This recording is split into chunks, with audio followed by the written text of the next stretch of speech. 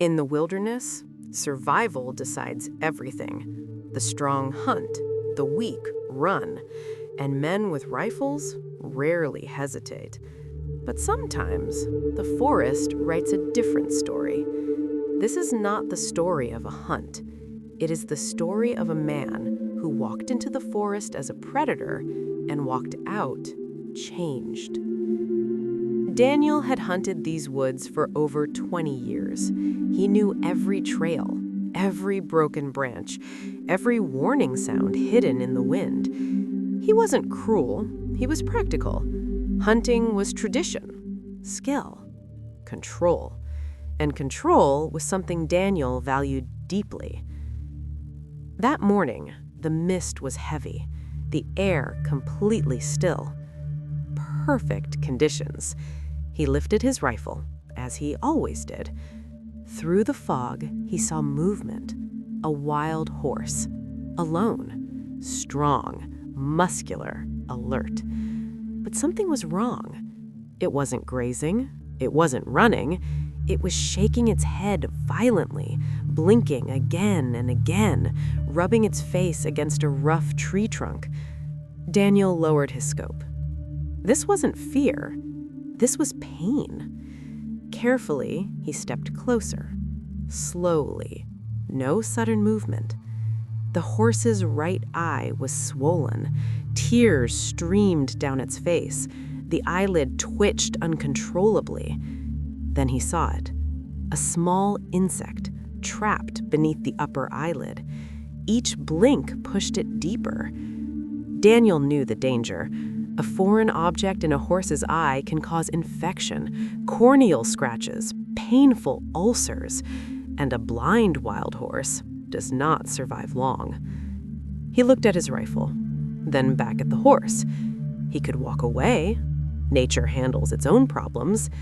But something inside him shifted. Maybe it was the helplessness. Maybe it was the tears.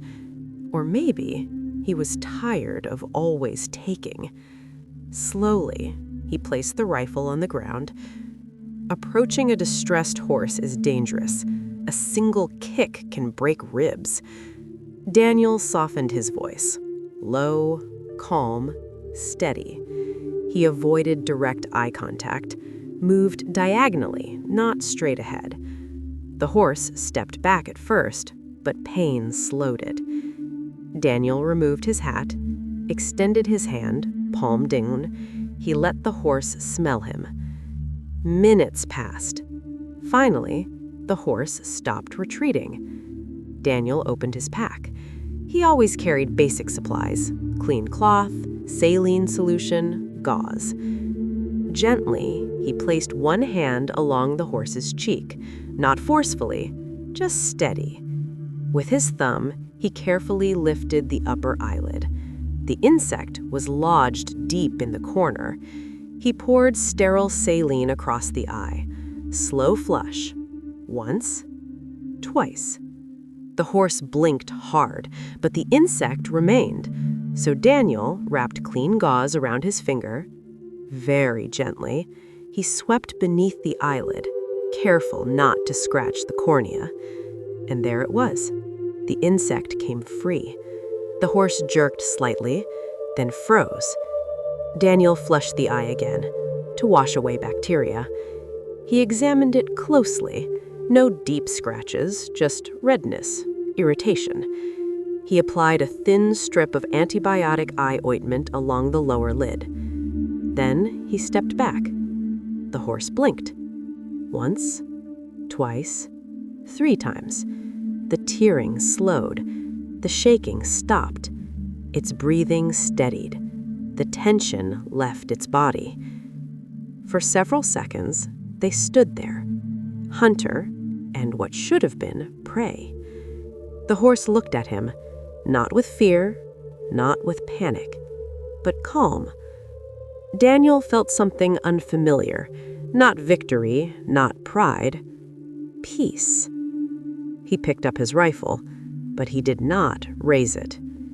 That day, he returned home empty-handed.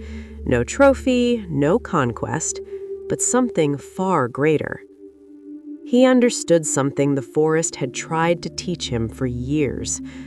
Strength is not proven by how easily you can take life. True strength is shown when you choose to protect it. In a world that rewards power, mercy is the rarest courage of all.